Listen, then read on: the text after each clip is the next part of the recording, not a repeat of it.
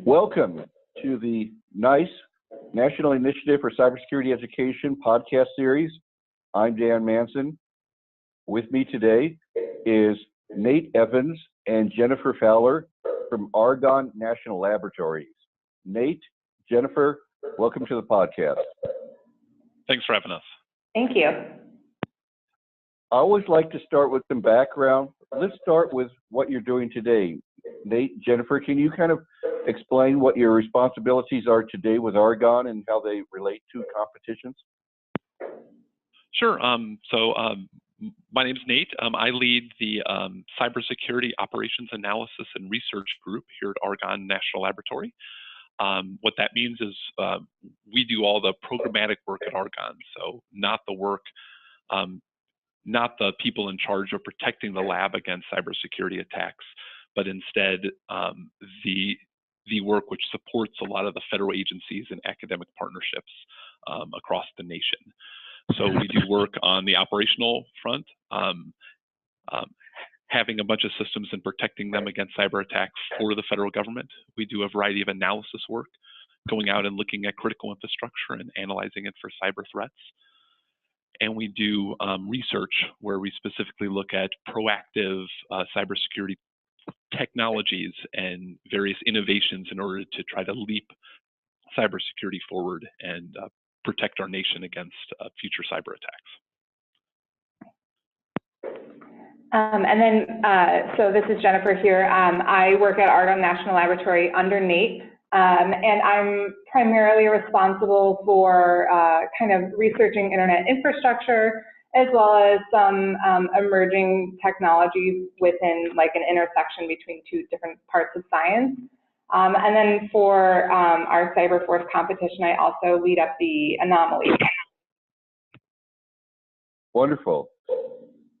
Nate, I know that you have a very strong background in competitions. Can you, Jennifer, kind of give your backstory, how you started becoming involved in competition and what motivated you to continue? What is it that hooked you on competitions? Sure. About 15 years ago or so, I observed one of the open CDX events, which is the military cyber competition between West Point, the U.S. Air Force Academy, and a few other military institutions. They brought a bunch of university personnel there to observe that with the intent that they wanted to try to launch a similar program out in the university space. This was about 2001, 2002. I was very excited about that and very excited about starting a student club at my university, Iowa State University, where I was attending at the time. A student group around cybersecurity. So I stood that up, and the competition seemed to be a interesting and sort of fun event we could do. So we started that just locally, just 4 or 5 teams at Iowa State competing, and we convinced our professor to buy us or find us a whole bunch of hardware, which we actually got donated from a local grocery store based on stuff they were just throwing away. So we built that and assembled that and realized how much we learned by doing that. We were learning so much more by participating in these competitions and having to install the operating systems and set up and actually defend this actual infrastructure, as opposed to some of the higher level stuff we were learning in classes, some of the calculus and physics and aspects along those lines. So as such, we took it and we continued them to grow it.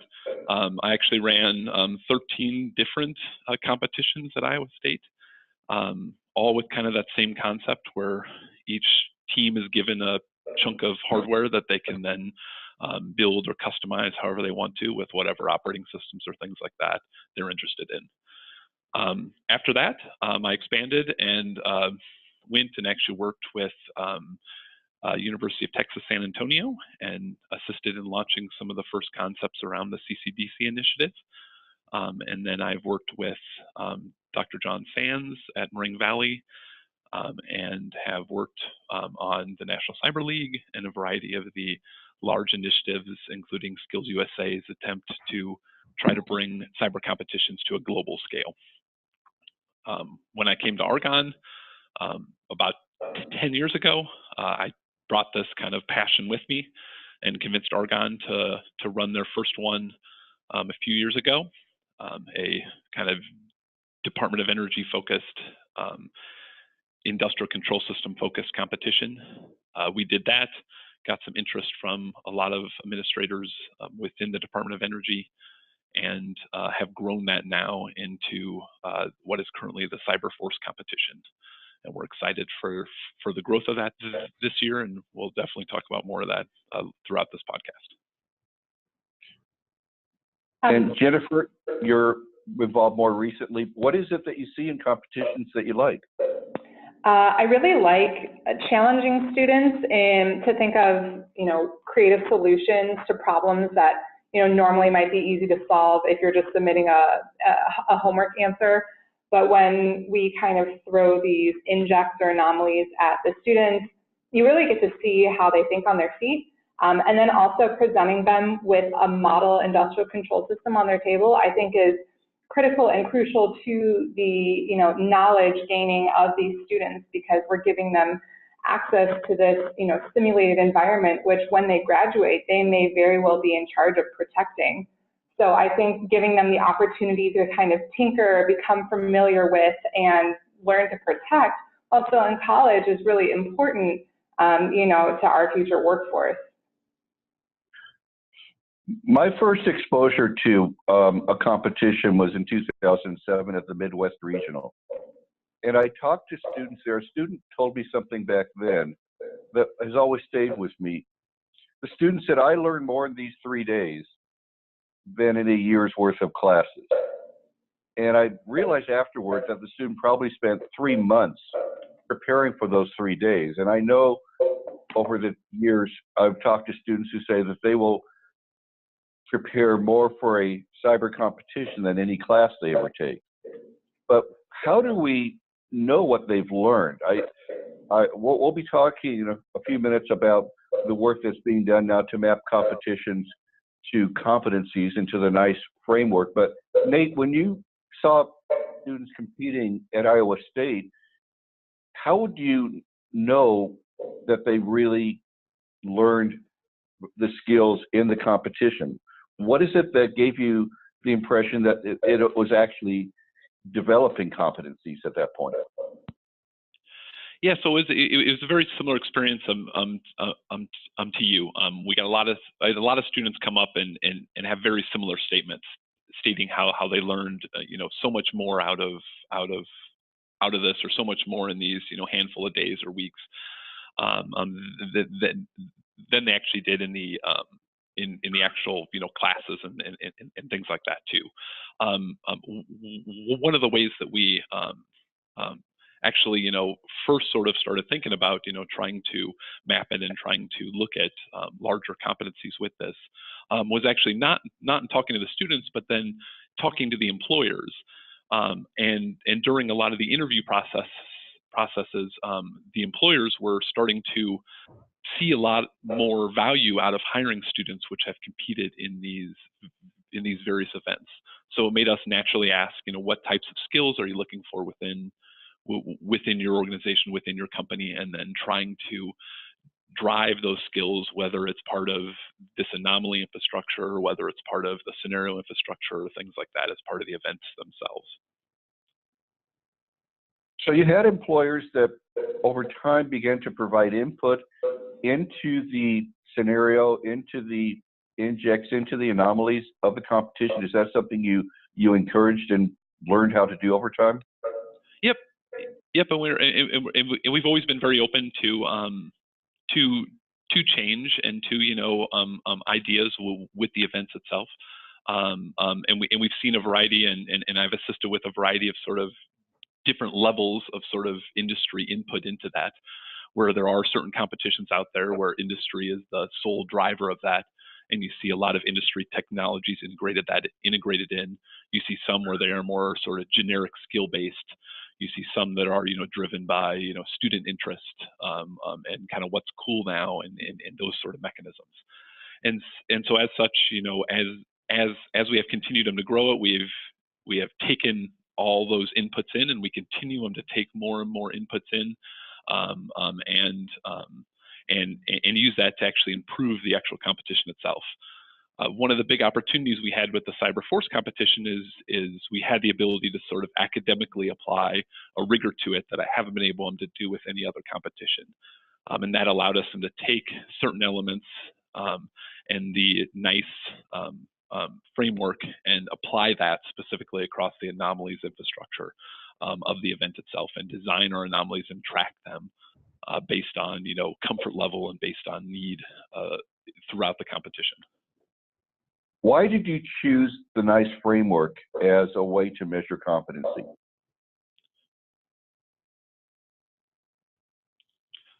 Jennifer, you want to take this? Or? Sure. So, when we were looking to kind of build anomalies, there are so many different things that you could do there are a bunch of different ideas out there and concepts that you can, challenge students with. So I kind of wanted to look for something that has a standard to it. And, really the goal of our anomalies were to expose students to real world challenges that could occur in their field, and then be able to support red team with exploits if needed, because, some of these blue team collegiate students are very good at securing their infrastructure. So, and we also wanted to measure the students' ability to solve these problems. And so when we were looking at kind of, okay, how can we then measure this? We settled on the NICE framework because it has like a common taxonomy and a common lexicon that kind of identifies knowledge, skills, and abilities. And so we thought that that would be the best way to kind of measure a student's success against that framework.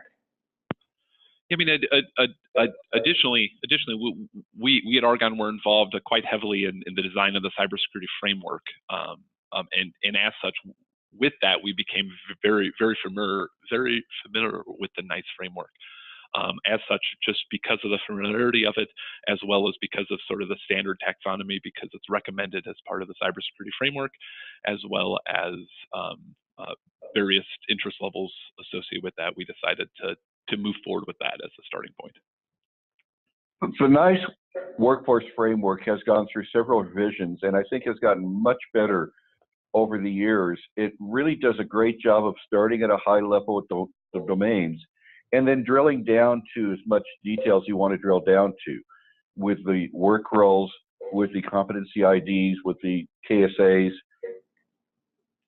Are competitions compatible with being able to show competencies in KSAs? Is that something that you really believe that competitions, not just CyberForce, but other competitions where you can get into the design of the event, do you feel that competitions are conducive to being able to map to the framework?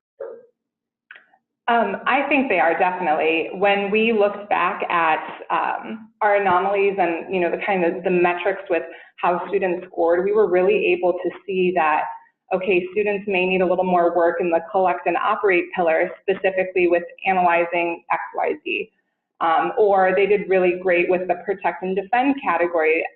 Students across the board scored really well in that. And so I think if you're looking to measure a student's comprehension on a certain pillar, it's really easy to map it to the NICE framework because, as you mentioned, they really break it down into a great amount of detail. So you can really drill down and see, okay, specifically they are having trouble with identifying steganography, versus just, okay, they're having trouble with analyzing, picture obfuscation or something like that. So I think that competitions provide a really great avenue for analyzing comprehension based off of the NICE framework. Yeah, and on top of that, so while it is valuable, it can't be done extremely precisely. I mean, we're working with teams of students, which are then tackling the various tackling as a team atmosphere. So as such, the approach we've taken is much more of a statistical approach, looking at the larger level impact kind of across the board. And as our competition continues to grow, I mean, we had 30 teams last year, we're up to 70 teams this year. we're excited to have more of that statistical basis so we can see where there may be weaknesses. We can see what comfort levels these teams tend to want to tackle. I always like to use the sport analogy. I probably use it way too much, but when we're measuring performance of a team on a playing field, we do have team measurements, and then we have individual measurements.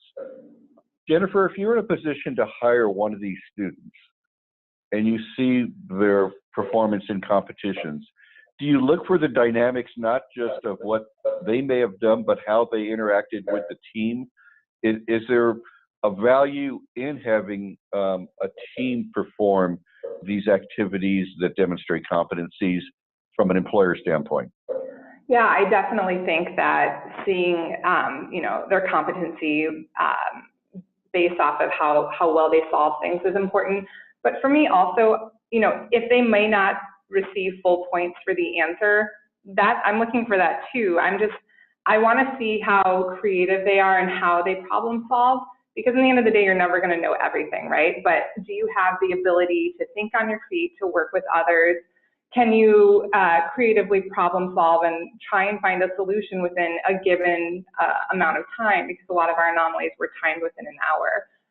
And so, beyond just, okay, did you get the answer right or wrong? I'm kind of looking for, okay, well, how did you solve the answer? Because even if they didn't receive full points, maybe they had a really innovative way to solve the answer or to come up with the answer. So I'm also looking at the specific answer to see, did they think in an out of a box manner to solve the problem? Nate, can you give some examples of anomalies in the CyberForce competition that you believe are good examples of how nice framework competencies can be demonstrated? I'm actually going to let Jennifer do that. She was the lead in all the anomalies, and as such, she would have a much better perspective on that. Sure. So we had a bunch of, a wide range of anomalies. So we had something with reverse engineering. We had, analyzed this Wireshark packet, which maps to the investigate pillar of the NICE framework. We had a lot of trivia anomalies. So those were 3-minute rapid fire, like, do you know the answers to these questions? And those mapped to the securely provision and oversee and govern categories. And then we had, so the reverse engineering one that I mentioned, that was reverse engineering malware. And a lot of these anomalies mapped to more than one pillar. So that one, for example, mapped to the oversee and govern, collect and operate, protect and defend, and investigate pillar. And it's interesting, when you create an anomaly, you think, okay, I'm targeting this pillar, but then when you look more into it, it really touches upon a lot of different, knowledge, skills, and abilities within that framework. So there were a bunch of different, there was even one where there was a spear phishing attempt, and one of the people working on the anomalies, I think it was Oak Ridge National Laboratory, they created a whole spear phishing anomaly where, the CEO's credentials were skimmed, and how might that have happened? And then it was, sloppy social media, so they created a fake Twitter account, and that kind of mapped to the oversee and govern category, specifically with KSA ID 312. And so it's really interesting to see, how you can map one anomaly to many pillars, and then some are very specifically within one pillar and one KSA. But yeah, we had them all across the board. I think we had, let's see if I can find it here. We had 13 anomalies that mapped to the protect and defend pillar. We had 22 anomalies that targeted the securely provisioned pillar, 11 anomalies to the analyze pillar, 24 to the oversee and govern pillar, 7 to the operate and maintain, and 15 to the collect and operate, and then 13 to the investigate pillar. So they were we tried to evenly spread them across the different pillars, but this year we're specifically targeting an even spread across all of the pillars. Is there a way to look at an anomaly and say, well, this was primarily an attack and defend, but there's also oversee and govern, to kind of give a relative ranking or percentage of how much an activity mapped to a KSA versus another KSA? So you have, strong mappings and then lesser mappings within an anomaly? Yeah, absolutely. Especially with like the trivia anomalies, they're mostly securely provisioned, mapped to that pillar. But then also I'd say like 40 or 30%, you could probably also map it to the oversee and govern. Because our anomalies are kind of complex and they're, multi-tiered, it's difficult to just target one. So even though, maybe a student struggles with a specific collect and operate pillar, well, when you map or when you roll that into also a protect and defend category, because it identifies points within that protect and defend pillar, they might tend to do a little bit better because they feel more comfortable with the skills and abilities within that protect and defend pillar. Have you talked to employers that are using the NICE framework, and have you explained to them what you're doing in the CyberForce competition, and have they given you feedback? Have they said, we really think this is going to help us in terms of hiring down the road? So we have just started the conversation with a variety of industry folks on this. The feedback so far has been very positive. However, we've only probably talked to 3 or 4 different organizations at this point, as well as spoken at a couple conferences at a high level. And we have had a lot of interest in it. We just haven't been able to dive down in the weeds yet and actually ask, and come up with evidence that shows that it is a valuable next step. So I always like to see where this can go. And it seems to me that you're going down a really important road with mapping what the students are doing in competitions to establish competencies. Do you plan at some point to actually be capturing student performance, say on video, and being able to do a play-by-play to be able to describe how what they are doing maps to a competency, not just that they perform the activity, but to actually be able to show to an audience, this is how they're doing it in real time or after the fact? Yeah, I mean, so as the competition continues to grow, we're very interested in increasing the production value of the entire competition itself, and almost as such having a real-time stream of that throughout the event. And so our vision is to sort of have sort of like an instant replay sort of concept. And so after certain anomalies are submitted, we would go and potentially have commentary and chat with the individual about it, / talk about the specific pillar, talk about where they may have been faltering or where they may have been successful in order to accomplish that task.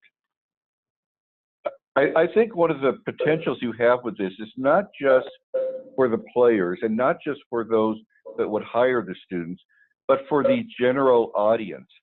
I think the ability to raise awareness of the NICE framework to an audience, even a layman audience, a non-technical audience, is there.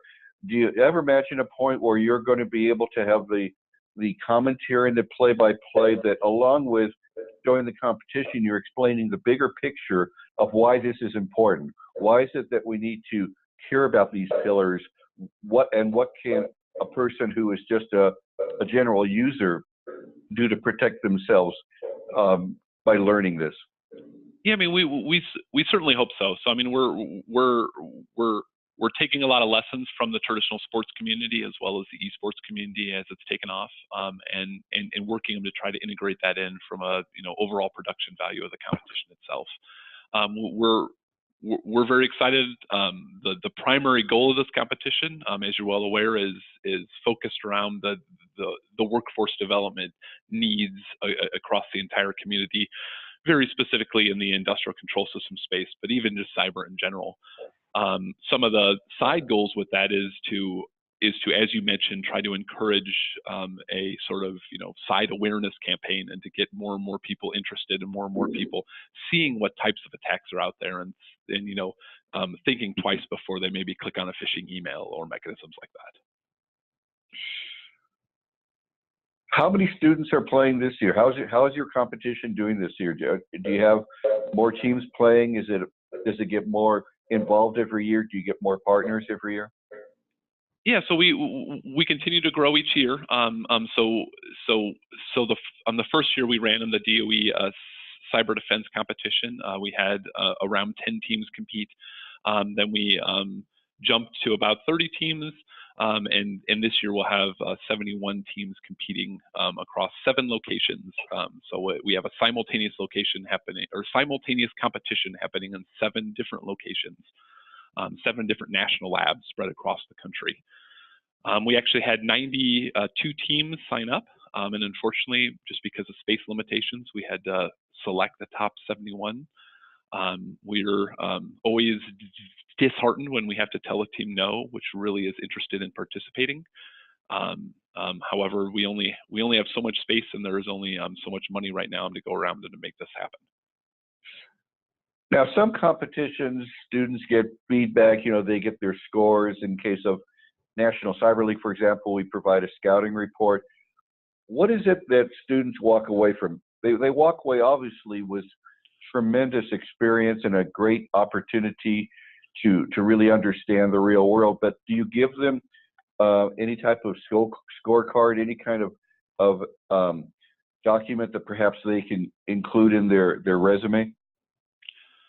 Yeah, so each team receives a breakdown of their entire kind of score throughout the event. So that includes score from the red team elements, which is subjective in nature, score from the green team or the people judging usability, score from a variety of documentation requirements, and score from the various anomalies accordingly with that.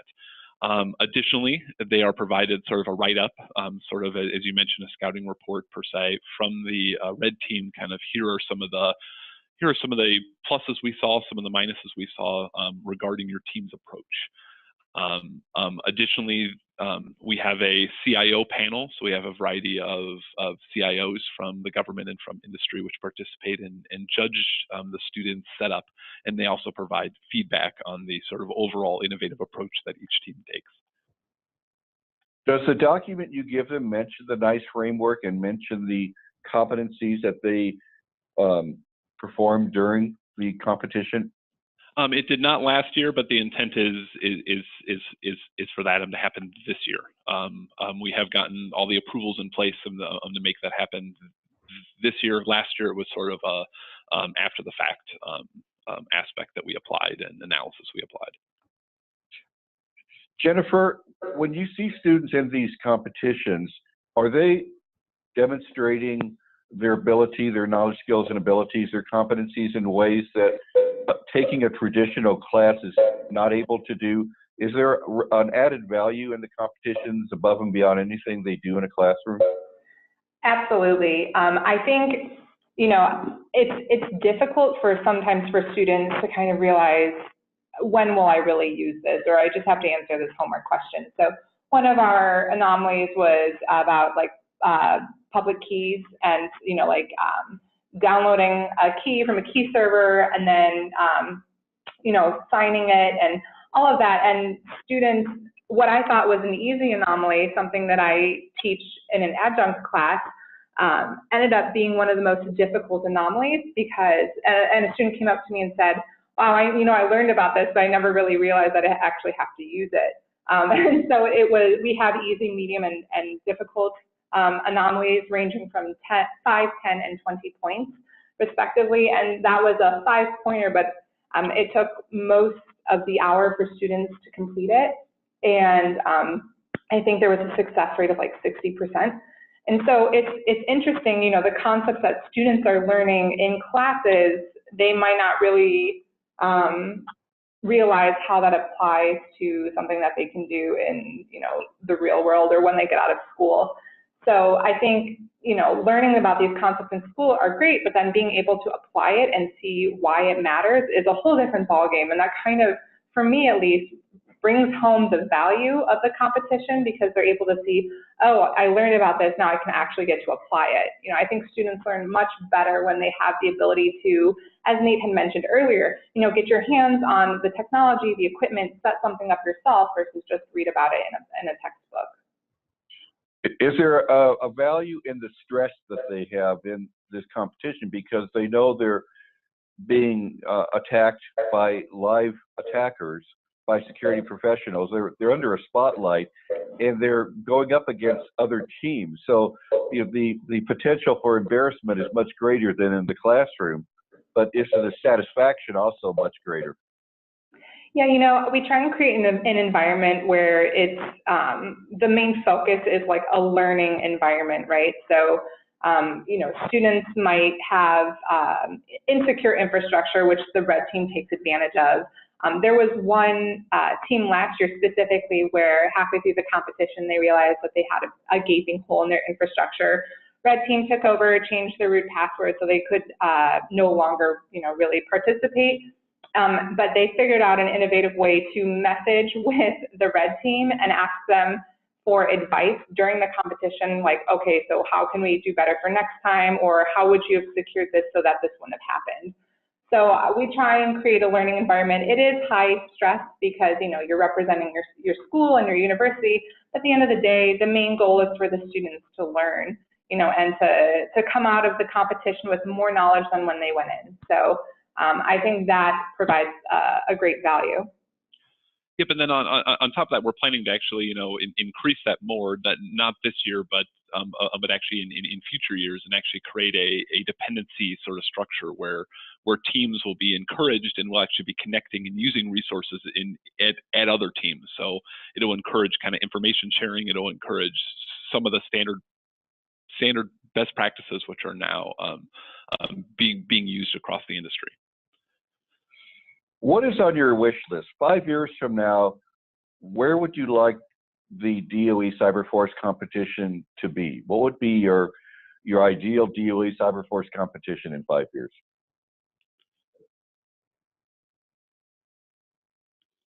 That's a good question. I have very large hopes and dreams of this. I am very interested in getting more and more teams involved, as well as getting more and more agencies across the federal government involved. The Department of Energy is our home, and we're very thankful for the Department of Energy's investment in the overall competition. However, we're very interested in growing it to be sort of a U.S. government or potentially even a global competition. Jennifer, what would you like to see in 5 years? I kind of echo Nate's sentiment there. I would love to see this grow to be even bigger, maybe increasingly more virtual, so that students that might not be able to travel can participate. I'd also like to see it expand into more of a education component for novice users. So something that we have tried to do in the past, but we just don't have the bandwidth to do, but are looking to start up again, is kind of have something called a pink team, where it's kind of let's teach you the basics of defending infrastructure, how someone hacks into something, and kind of opening that up to high schoolers or early career folks that have an interest in this, but maybe don't know where to start. So I'd like to kind of open that avenue up a little bit more, as well as just trying to expand it further for students to have more opportunities to compete. And then on top of that, I guess one other thing I'd love to add is I would love to see this nationally broadcast. Like, I'd love to turn on ESPN and see see a competition like this. I think it'd be really cool. I remember the first time I turned on ESPN and saw the first sort of esports and the first gaming competition. That was really, really neat and a great step. I'm very excited to bring that sort of atmosphere to an actual event like this. I really believe that the students at playing competitions and the stories about the students in these cyber competitions are as cool as any sport event or sports story. I really appreciate what you're doing and how you're moving us down the road to get there. Jennifer, Nate, thank you so much for being on the podcast today, and I am excited about following where you're going in the future with DOE CyberForce. Thanks a lot for having us, and I wanted to give one last thanks out to the Department of Energy, specifically the CSER office, the Cybersecurity, Energy Security, and Emergency Response Office, for all their support to this event. Thank you so much for having us. We really appreciate it. Thank you. This has been the NICE National Initiative for Cybersecurity Education podcast.